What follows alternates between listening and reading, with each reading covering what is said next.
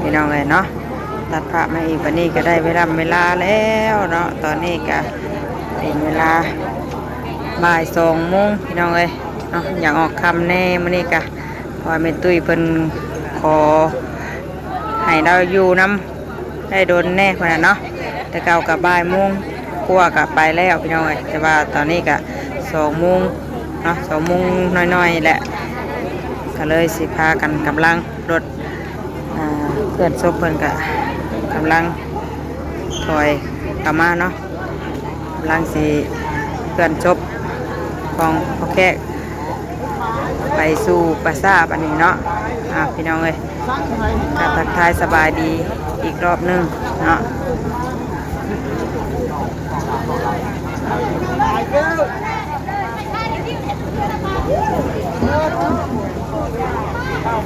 ถึงเวลาแล้วบัดนี้เนาะแล้ว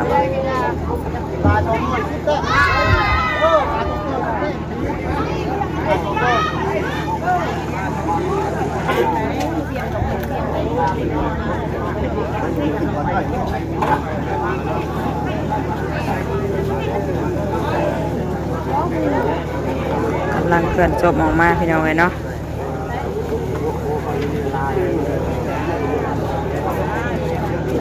เวลาแล้วนี่สู่สวรรค์ชั้นฟ้าแหละพ่อแขกเลยเนาะ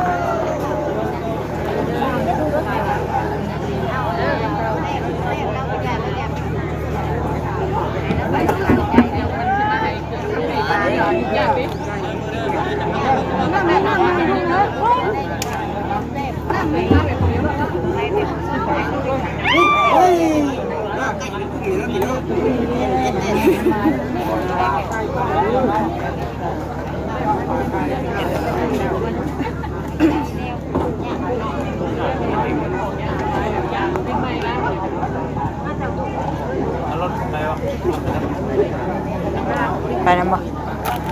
ถามจะได้ดิ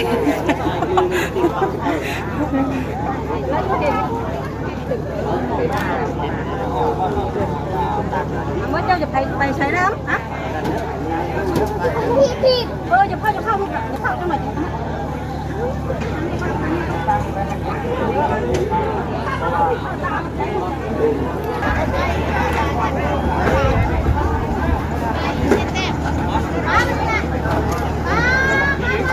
ลูกเต้าขวดน้ำพี่น้องเนาะอยากพี่น้องนุ่งแหละลูกหลานเป็นนางขาวไม่ขาวกะ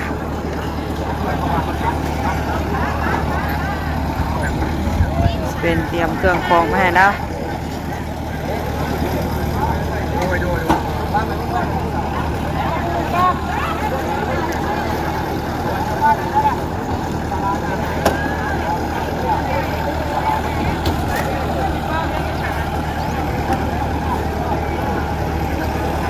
อันนี้เดี๋ยวสิเอาไปเอาดีกว่า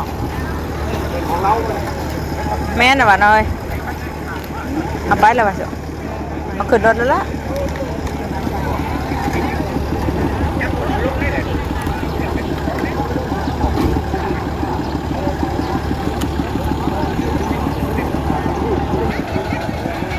ไปน้องเลยไปส่งเราก่อนอันสุดท้ายเนาะ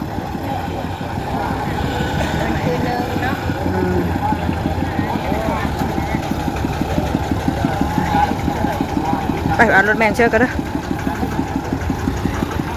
พี่น้องเลยโอ้คนกันหลายนะเอาที่ว่าจะเอารถไปพอดีว่าเอารถมาจอดอยู่ทางห้างแม่น้องเปลวเพิ่นมานี่เห็นแม่นุ่นยางก็เลยชี้ยางกับเราสบายดีเปิดห้างไม่ว่านี่มือแรกแห้งมานได้นี่นะโอ้เต้อขึ้นมากว่าเราสิหิวลง เนาะเพื่อไปเขาพูด บัดไม้เมื่อยติไม่เมื่อย ไม่เมื่อยก้อนวะอ๋อพี่น้องเอ้ยเปิดห้างข้าไม้เมื่อนี้มาแต่ว่าดิไปฉันไปพี่น้องเอ้ยตะกี้ว่าสิขี่รถไปย่างแล้วเพิ่นว่าพายให้ย่างแล้วว่าให้ก่อนย่างผู้เดียวเลยไปเราสิเอารถมาเฮือนเราเลยวะไปต้องย่างเป็นหมู่ไปได้คนกระไรพี่น้องเนาะหมู่เบิดฝุ่นทางอีโทแดดอ่อนน้อยบด ทั้งย่างทั้งขี่รถก็มีพี่น้องเอ้ยไกลเติบได้นี่ไปฮอดแม่นละ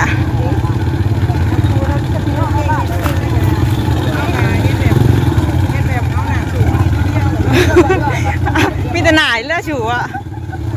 แต่ว่าหน้าลาดหน้าเพิ่นแล้วแบบว่าสู้แลดไปเลยนะเวลาเป็นแลดกำลังจอง เด็กกำลังบ่ายเห็นติ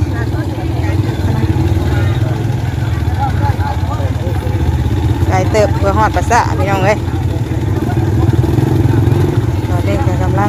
เกิดง่ายจบไปยำเฮ้ยพี่น้องเอ้ยหอดภาษาอะไรแบบนี้เนาะหอดบอลแล้วเปิดเพลงให้เราหนึ่งเอาได้เวิร์กนิดนึง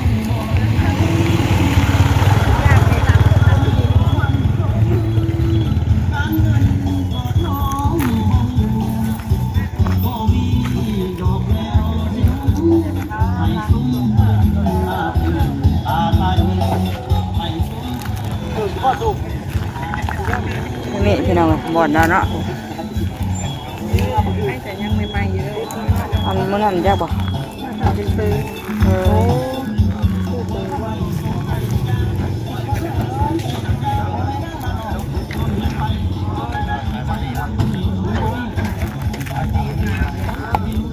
เดี๋ยวดูแฟนฉันดิปุ่นพี่น้องสามปุ่นนะมอนนะ แต่เห็นเพื่อนแล้วยังขึ้นวิทย์พวกคามแล้วก็โยกอยู่ที่ด้าน เขาจะเปิด ม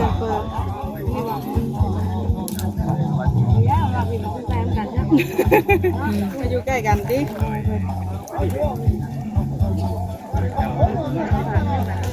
โซนนี้กับเบนได้เหมือนเนาะ แดดน้อยดังแดดช่าง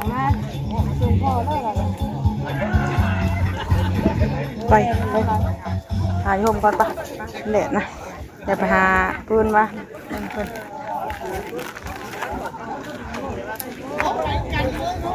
อยู่ห่มอยู่ห่มไปได้นู่น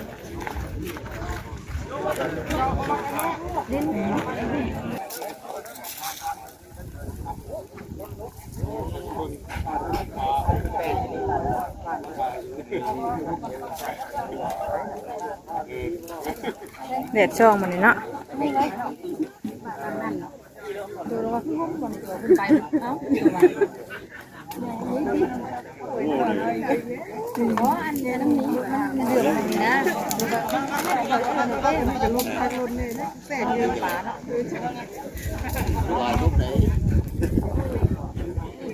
แล้วคุณก็ลืมด้วยไหม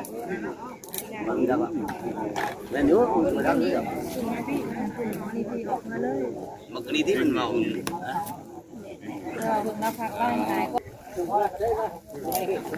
เรื่อง2 3 4 5 6 7 8 9 0เอาลง นักข่าวนั่งอยู่ใช่ป่ะนักข่าว แดดช่ำเนาะบนอันยาคูนั่งขาวคนนั่งกับห้อนแดดช่ำพี่น้องเอ้ยกู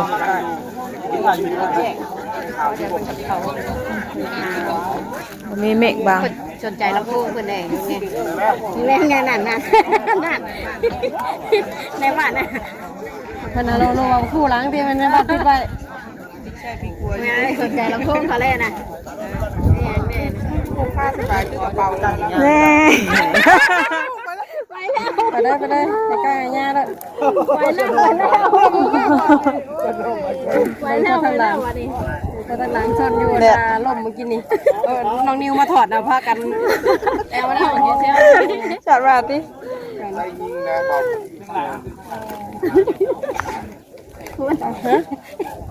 อะไร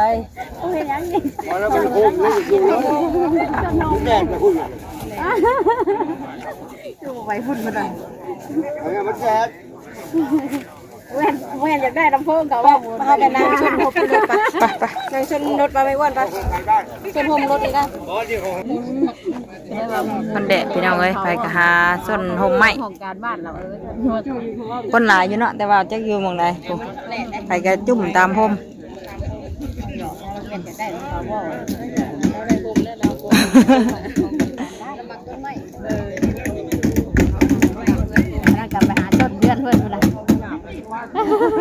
ลือดเพิ่นได้นะเพิ่นหายเด้อส่วนเลือดเพิ่นน่ะ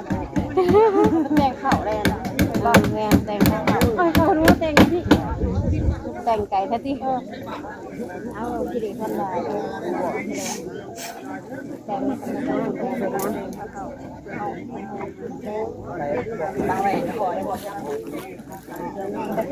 มีผักเขาพะนามก็ ใส่เพิ่น มาจัดดอดแตงให้เพิ่น พี่เอามาพี่เป็นแนวผ้าเข่านะ คุณเด็กคุณจัดผ้าขาวเพิ่น จัดผ้าเข่ากับผมเป็นชดแดงหาส้นผมเด้อไปจัดผ้าเข่า บ่เพิ่นแต่งอยู่หั่นน่ะ ไปจัดกันเนาะชนอยู่ไกลนี่แหละแอบเลือดหน่อย จ แล้ว นห้องหาผู้แต่งผ้าเข่ากันเลย ตายไปแล้วอันใดก็อยากให้กินเนาะมันยังเป็นคนบ่อยากให้เพิ่นกินหยังก็ดี ให้กินอยู่ยังเป็นคน เราก็บ่ได้มันเป็นคน พิษเด้ ยังเป็นคนยังก็ยังให้กินอยู่ กินเหล้าว่า เพิ่นคลำเลยอย่าเพิ่นคลำ กระเพาะอีกแล้วตัวติ ยันพิษไปยันไปไว้ คนเฮาเนาะ มันแหงไว้กูกัน ครับแห่บัดชุดท้ายเนาะคนเฮามีแต่สามแห่เด้อเนาะผู้ใดได้บวชจะพอสามแห่เนาะแห่เทื่อที่น้องตาแม่นแห่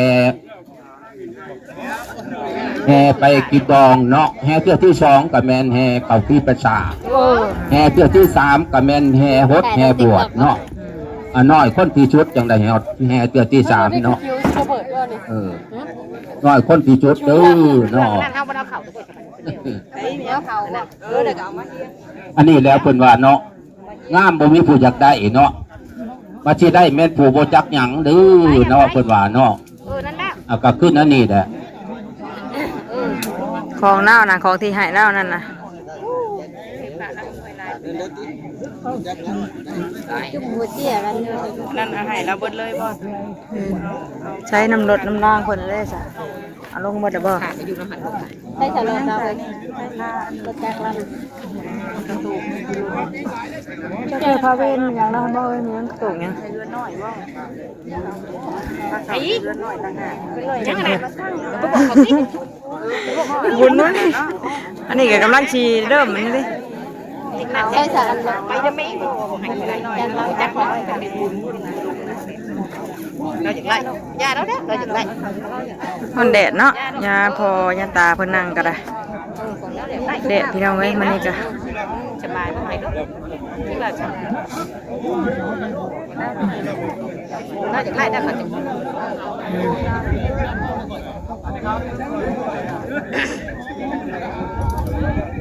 สลวัดเข้ามาอยู่ตั้งหนาเด้อเพื่อราธนาเนาะ เราจะเอาหยามรถเราจะเคย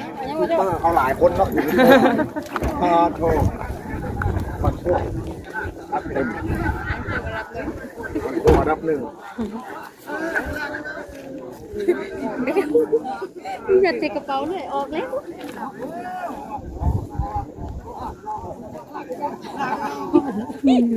เดี๋ยวหมุนบรมขี้แห่กันนี่ได้จะมานำห้อนชับ เช่าที่เขายังไม่ทานไว้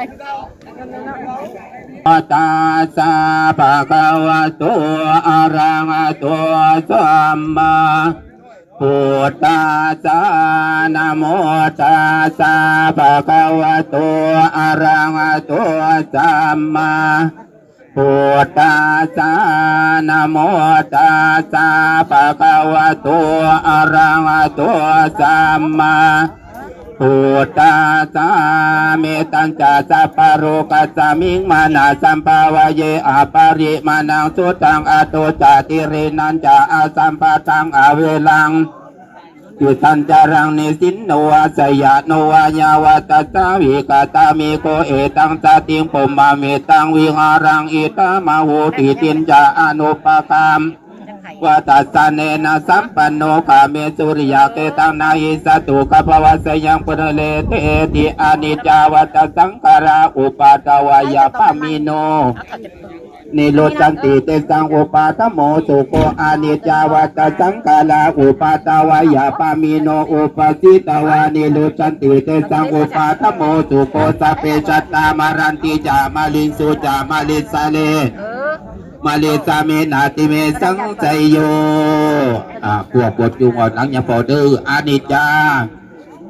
วัตสิงทัศน์ที่มาทำงานสาธารณกิจศพ เสียงคือบุคลากร ของพระเราคุณมาเนาะ เราขออ่านในสื่อเจ้าภาพเจ้าศรัทธาปัตตาจีวรมีอยู่4ทางขอกราบปัตตานิมนต์องค์ที่1จัวบุญ วัน จั บั น ต ท รเธอ ร์ ชื่ออะไรเธอตามได้ เอาพระไตร ฮะบัตรเธ อง อ ค์ที่ ชื่อ 2 เติมแล้ว จัวซิด ชื่อต่อมาวัดบัตรอะไร องค์ที่3จัวไม้องค์ที่4 เท่าไหร ตัวนาวางทั้ง4แต่ลงเนาะ ถวายผัดไตรขึ้น วางแล้วแล้วก็นั่งลงกับพร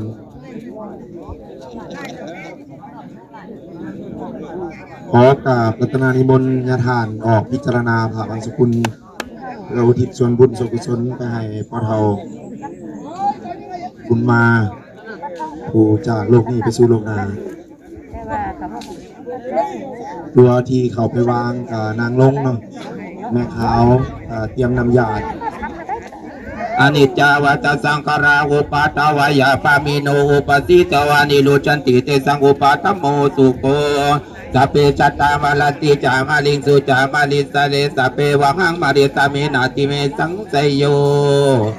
ยะธาปริวังหาปุราปริปุเรนติสักการังเอวเมวัยโตตินังเปตานังอุปกัมปติ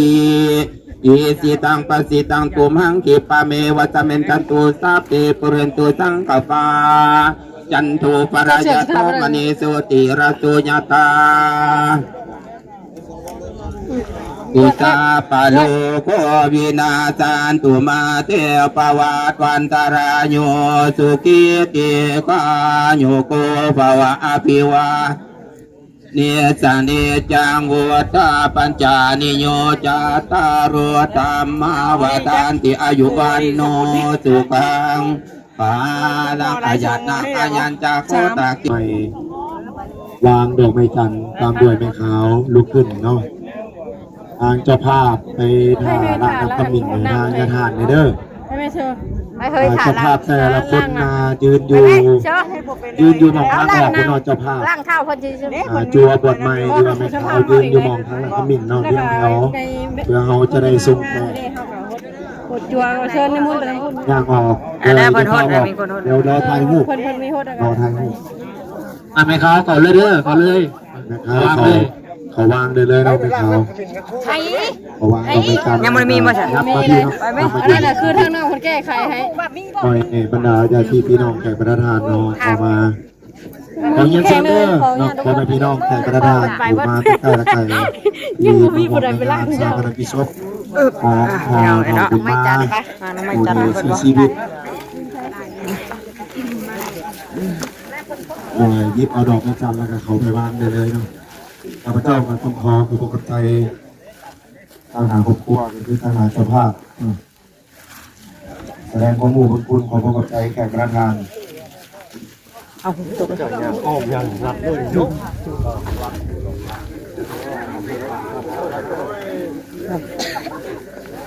ขอตั้ง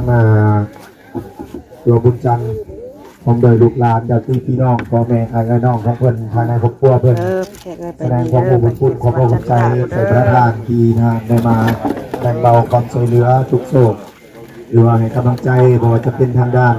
ข้าวสารอาหารแห้งต่างๆเป็นปัจจัยเนาะทางกระพาบุญมีตาต่อบุญแทนคุณเนาะทำกระแสพรนี้ขอให้แก่ประธานขอจงมีประสิทธิภาพที่ดีมีแรงลำรวยเงินทองพัฒนาสิ่งใดขอให้ได้สิ่งนั้นสมดังมุ่งมั่นพัฒนาทุกประการ ยังมา แต่มือเลยเด้อแขกประธานเด้อ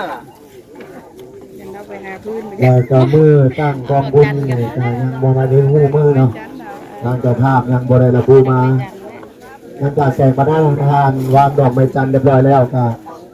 ขอเรียนเชิญล้างน้ำ คน ข ก มิ้ ระ น ไร ซะก่อนเนาะล้างน้ำขมิ้นแล้วก็ขอเรียนเชิญทางกับมือเจ้าภาพอีกตัวหนึ่งรับประทานอาหารทานกับข้าวอาหารของหวานต่างๆที่ทางเจ้าภาพก็เตรียมไว้ทานเนาะขอเรียนขอให้ทานเดินทางโดยสวัสดิภาพมีความสุขกับการดำรงใช้ชีวิตในครอบครัวของทานอย่าเจ็บอย่าไข้อย่าจนอายุมันคนยืน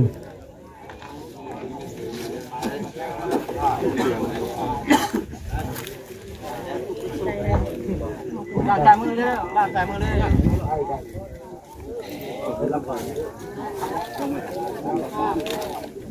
อ เอ้ยมาเนาะมาทำกันบ่อยกัน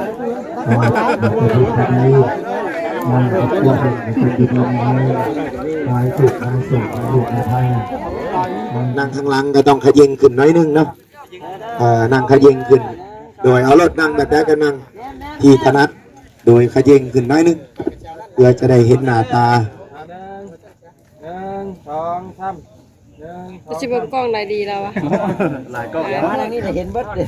ก็ถือว่าบันโคกเขาก็สูญเสียบุคคลสำคัญอันเป็นที่หักเนาะ